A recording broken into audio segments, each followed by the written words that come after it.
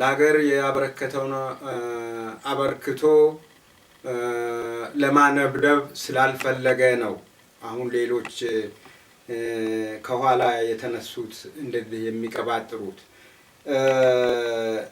ሆን ብሎ ከተነሳ ይህን ሁሉ የኢትዮጵያ ሕዝብ ጠመንጃ እንዴት እንደሚተኮስ ያስተማረው አማራ በእርግጠኝነት ሌላ ማን ነው ያስተማረው?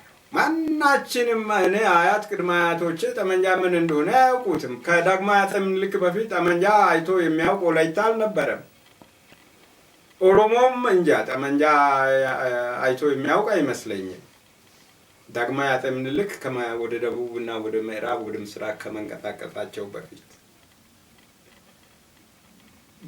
አሁን በጠቅላላው በመላው ኢትዮጵያ ያለውን ሰው ጠመንጃ ያስተማረው አማራ ነው